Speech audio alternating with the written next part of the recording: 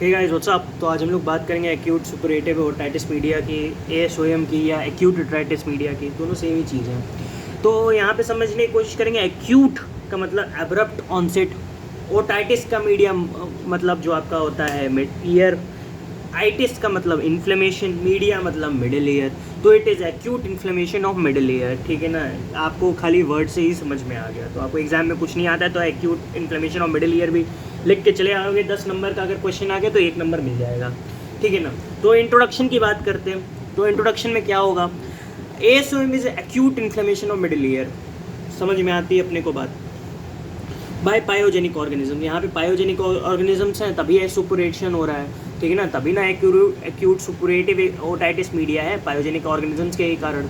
It is distinguished from secretory otitis media by the presence of purulent fluid in the middle ear. ये secretory SOM secretory otitis media से कैसे different है, क्योंकि यहाँ पे purulent fluid है middle ear में, मतलब सुपुरेटेड फ्लूइड है। मतलब वहाँ पे सीरियस ओटाइटिस मीडिया में जो होता है स्टेराइल फ्लूइड होता है, यहाँ पे पुरुलेंट फ्लूइड है मिडिल ईयर में। Here the middle year implies middle ear cleft. यहाँ पे जो मिडिल ईयर हम लोग जो कह रहे हैं वो बेसिकली मिडिल ईयर क्लेफ्ट है, जो कि eustachian tube, middle ear, attic, aditus, antrum और मेस्टॉइड एयर सेल्स के लिए हम लोग कहते हैं, ठीक है ना। Middle ear cleft, middle ear cleft क्या है, स्टैकियन ट्यूब है, ठीक है ना। मिडिल ईयर है, मिडिल ईयर के बाद एटिक होता है जो पीछे ऊपर की तरफ एटिक, यहाँ पे एडियाटस कहीं होता है, ठीक है ना, एडियाटस होता है। उसके पीछे एंट्रम होता है, एंट्रम जो कि मेस्टॉइड एयर सेल्स भी होते हैं उधर ही, ठीक है ना। तो ये होता है आपका मिडिल ईयर क्लेफ्ट बेसिकली। तो क्या क्या होता है, एटिक, एंट्रम, एडियाटस, एटिक, एंट्रम, एडियाटस, मतलब 3 चीज, 3A और मेस्टॉइड एयर सेल 3AM और 3AME, मतलब ये स्टैकियन ट्यूब। तो 3A में क्या क्या आएगा, एटिक, एडियाटस, एंट्रम, M से क्या आएगा आपका मिडिल ईयर और E से स्टैकियन ट्यूब। बात खत्म। यूटियोलॉजी की बात करते हैं। इन्फेंट्स एंड चिल्ड्रन, इन्फेंट्स में क्यों कॉमन होता है, क्योंकि यहाँ पे जो स्टैकियन ट्यूब होती है बेसिकली ये स्टैकियन ट्यूब का इन्फेक्शन, मतलब कि स्टैकियन ट्यूब के कारण से होता है। क्या होता है बेसिक पैथोलॉजी में आपको पहले समझा दूँ कि यहाँ पे बेसिकली क्या होता है, स्टैकियन ट्यूब का ब्लॉकेज हो जाता है। आप लोग अपने दिमाग में अब ईयर का डायग्राम थोड़ा बना लो, ठीक है ना। आँख बंद करो और खाली सुनो क्या होता है। अब बच्चों में क्या होता है, जो मिडिल मतलब ईयर में स्टैकियन ट्यूब का ब्लॉकेज हो जाता है, वहाँ पे स्टैकियन ट्यूब जो होती है शॉर्टर, वाइडर और मोर हॉरिजॉन्टल होती है, ठीक है ना। तो वहाँ पे जो है chances of infection are more, ठीक, चांसेस ऑफ इन्फेक्शन वहाँ ज़्यादा होंगे। अब मान लो वहीं पे मान लो कि कोई ट्यूबल ऑक्लूजन हो गया, ठीक है ना, ट्यूबल ऑक्लूजन हो गया, फिर उसमें कोई बैक्टीरिया आ गया।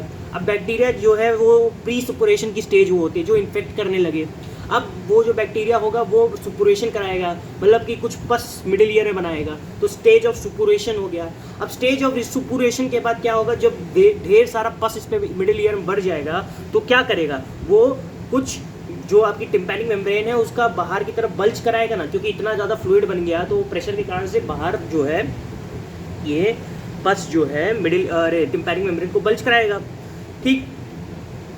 अब स्टेज ऑफ रिजोल्यूशन में इसके बाद आता है stage of resolution. Stage of resolution में क्या होता है, टिम्पैनिक मेम्ब्रेन रप्चर कर गया और जितना पस है वो डिस्चार्ज के फॉर्म में बाहर आ गया, ठीक है ना। और इसके बाद एक आता है स्टेज ऑफ कॉम्प्लिकेशन। अगर मान लो कि अगर वो टिम्पैनिक मेम्ब्रेन के थ्रू रप्चर ना होके और कहीं चला गया सारा फ्लूइड, तो वो स्टेज ऑफ कॉम्प्लिकेशन वो कर रहा है, तो कुछ कॉम्प्लिकेशन हो रहा है जिसके हम लोग आगे बात करेंगे।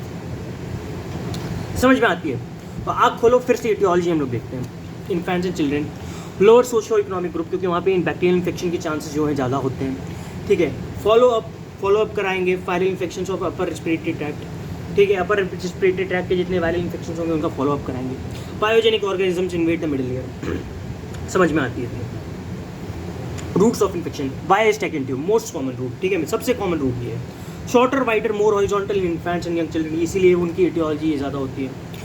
वाया एक्सटर्नल कनाल, अब एक्सटर्नल कनाल के थ्रू आ सकती है ड्यू टिम्पैनिक मेम्ब्रेन परफोरेशन, पहली टिम्पैनिक मेम्ब्रेन का परफोरेशन हो गया, ठीक है, उसके कारण पे आती है। Blood born uncommon, blood born भी होती है कभी कभार, लेकिन बहुत ही रेयर केसेस में होती है। प्री डिस्पोजिंग फैक्टर क्या होता है, recurrent attacks of common cold, upper respiratory tract infection and exanthematous fever like measles, diphtheria, whooping cough. Predisposing factor में रिकरेंट अटैक हो गया, मतलब मान लो कि पायोजेनिक ऑर्गेनिज्म से कुछ री अटैक हो गया, जैसे कॉमन कोल्ड का हो सकता है। अपर रेस्पिरेटरी ट्रैक्ट इन्फेक्शन हो सकते हैं, मीजल्स हो सकता है, डिप्थीरिया हो सकता है, वूपिंग कफ हो सकता है। तो ये सब कारण हो सकते हैं, प्री डिस्पोजिंग फैक्टर्स हो सकते हैं जो कि आपका एक्यूट सुपरेटिव ओटाइटिस मीडिया करा दें।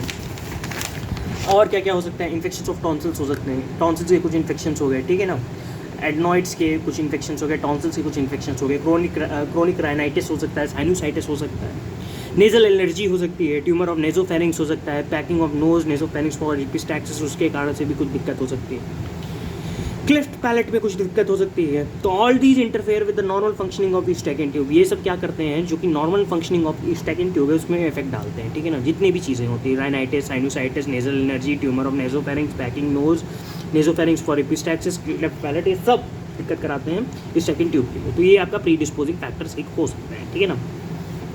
अब पॉजिटिव ऑर्गेनिजम्स की मैं बात करूँ, अगर पॉजिटिव ऑर्गेनिजम्स की मैं बात करूँ तो Streptococcus pneumonia is positive organism, pyogenic organism है, ठीक है ना।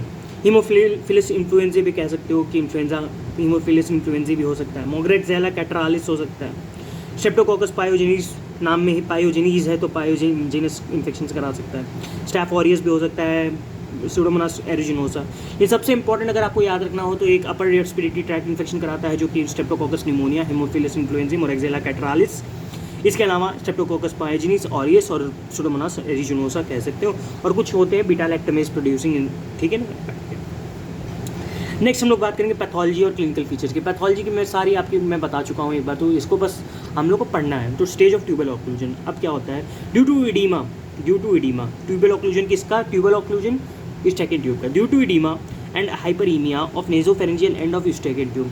मान लो कि इडीमा हो गया नेजोफेरेंजियल एंड पे, मतलब स्टैकिन ट्यूब कहाँ से कहाँ कनेक्टेड है, middle ear to nasal cavity, right, जो posterior side of nasal cavity पे। अब वहाँ पे मान लो कि इडीमा हो गया, हाइपरीमिया हो गया, ठीक है, nasopharyngeal end of eustachian tube में, तो क्या होगा, ट्यूब ब्लॉक हो जाएगा, ट्यूब ब्लॉक हो गया, एब्जॉर्प्शन ऑफ एयर हो जाएगा, नेगेटिव इंट्राटिम्पैनिक प्रेशर हो जाएगा, नेगेटिव इंट्राटिम्पैनिक प्रेशर नेगेटिव हो जाएगा, रिट्रैक्शन ऑफ टिम्पैनिक मेम्ब्रेन हो गया, ठीक है ना, ट्यूब ब्लॉक होगा, एब्जॉर्प्शन ऑफ एयर हो जाएगा, नेगेटिव इंट्राटिम्पैनिक प्रेशर होगा, रिट्रैक्शन ऑफ टिम्पैनिक मेम्ब्रेन हो जाएगा। अब माइल्ड हियरिंग लॉस, ईयर एक हो जाएगा, तो माइल्ड हियरिंग लॉस होने लगेगा कि बंदे को अगर वहाँ पे नेगेटिव प्रेशर है, माइल्ड हियरिंग लॉस तो होगा ही होगा, और ईयर एक भी साथ में होने लगेगा।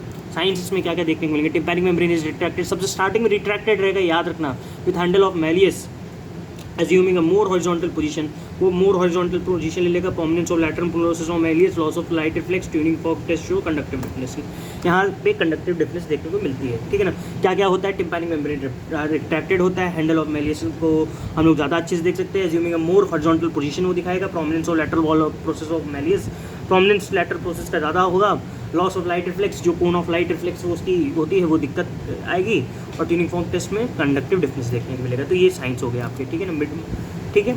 नेक्स्ट हम लोग बात करेंगे स्टेज ऑफ प्री सपुरेशन की। स्टेज ऑफ प्री सपुरेशन में क्या होता है, pyogenic organism invade tympanic cavity, pyogenic organisms कहाँ से इन्वेड किया, टिम्पैनिक कैविटी को इन्वेड किया, causing hyperaemia of its lining, hyperaemia करा देगा उसके लाइनिंग का। हाइपरीमिया से क्या होता है, inflammatory exudate appear in the middle year. अब हाइपरीमिया के बाद क्या होगा, स्टेज ऑफ हाइपरीमिया में के बाद इन्फ्लेमेटरी जो एक्सुडेट होंगे वो क्या करेंगे, आपके जो है मिडिल ईयर में आने लगेंगे, ठीक है ना। अब ये क्या करेगा, टिम्पैनिक मेम्ब्रेन बिकम्स कंजेस्टेड। अब टिम्पैनिक मेम्ब्रेन जो है कंजेस्टेड हो जाएगा, इसी को कहते हैं cart wheel appearance of tympanic membrane, congestion of tympanic membrane. Symptoms क्या क्या होंगे, मार्क्ड ईयर एक, कान में दर्द, hearing loss, tinnitus, ringing sensation, fever, ये सब हो सकता है। अब भाई सब प्री सपुरेशन है, फीवर ऑलरेडी होगा, फीवर के चांसेस होते हैं, ठीक है ना। सब समझो आपकी बेसिक पैथोलॉजी जो कि इन्फ्लेमेशन चैप्टर अगर आपने पढ़ा होगा अच्छे से तो समझ में आएगा चीज़। साइंस में क्या क्या होगा, कंजेशन ऑफ पास्ट टेंसर कंजेशन होगा, leash of blood vessel along the handle of malleus at the periphery of tympanic membrane, ठीक है। Basically leash of blood vessel हो जाएंगे हैंडल ऑफ मेलियस के अलोंग में, और पेरिफेरी ऑफ टिम्पैनिक मेम्ब्रेन पे देखेंगे। कार्ट व्हील अपीयरेंस मैंने बता चुका हूँ आपको। Later whole tympanic membrane becomes uniformly red, पूरा टिम्पैनिक मेम्ब्रेन यूनिफॉर्मली रेड हो जाता है। 24 shows again conductive type of hearing loss, ठीक है ना। अब स्टेज ऑफ सपुरेशन पे आता है, सपुरेशन में आप मान लो कि पस आने लगा आप, ठीक है ना। Mark formation of pus, basically ये की पॉइंट है, ठीक है, in the middle ear to same extend mastoid air cells पे, ठीक है ना। मेस्टॉइड एयर सेल्स में भी होने लगता है कभी कभी। टिम्पैनिक मेम्ब्रेन स्टार्ट्स बल्जिंग जो पॉइंट ऑफ रप्चर बता चुका हूँ। एक्सक्रिएटिंग ईयर एक अब थोड़ा ज़्यादा होगा, पहले ईयर एक था माइल्ड ईयर एक, फिर थोड़ा सा ज़्यादा मतलब मार्क्ड ईयर एक, फिर एक्सक्रूशिएटिंग ईयर एक हो सकता है। मार्क्ड हियरिंग लॉस होगा, फीवर बहुत ज़्यादा 102 103 होगा, ठीक है ना। वॉमिटिंग एंड कन्वल्जन्स होने लगेंगे बंदे को। साइंस में क्या है, again tympanic membrane appears red bulging भी देखने को मिलता है, loss of landmarks. Handle of malleus जो है डिसर्चनेबल हो जाएगा। Yellow spot on tympanic membrane where rupture imminent, yellow spot देखने मिलेगा। टेंडरनेस मेस्टॉइड इंटरम पे अगर हल्का सा भी छूओगे पेशेंट को बहुत दर्द होगा। एक्सरेज और मेस्टॉइड करोगे तो मेस्टॉइड फूली हुई दिखेगी। क्लाउडिंग ऑफ एयर सेल्स दिखेंगे वहाँ पे। प्री एंटीबायोटिक एरा होता है। Nipple like protrusion of tympanic membrane with a yellow spot on submit, ठीक है ना।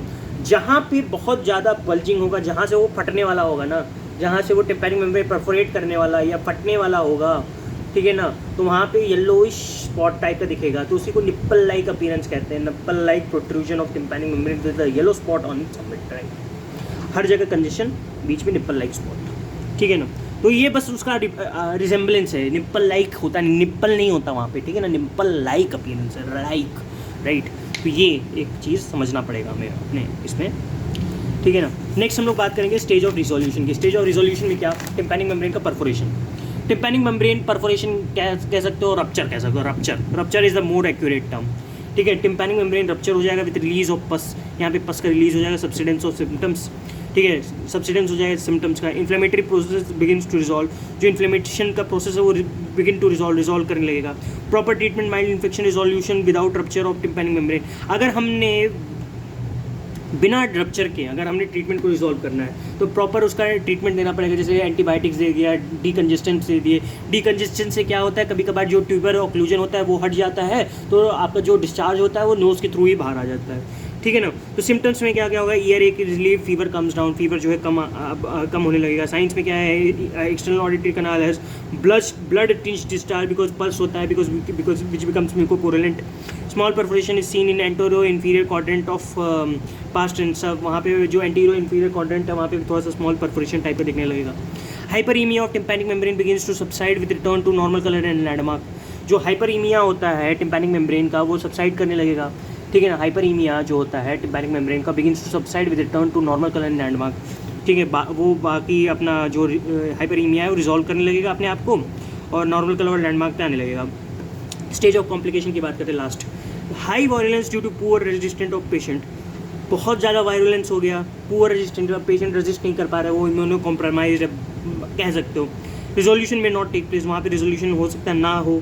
Disease spread beyond middle ear, वहाँ पे मान लो कि रप्चर नहीं हुआ, ठीक है, रेजोल्यूशन हुआ नहीं, तो डिजीज़ क्या कर गया, मिडिल ईयर के बियॉन्ड चला गया। अब कहाँ कहाँ जा सकता है, एक्यूट मेस्टोडाइटिस पीछे जा सकता है, सब पेरियोस्टियल एब्सेस ऊपर जा सकता है, फेशियल पैरालिसिस, फेशियल कैनाल को दिक्कत कर सकता है अंदर जाके, लैब्रिन्थाइटिस अंदर गया, मिडिल ईयर मीडियल चला गया, ठीक है ना।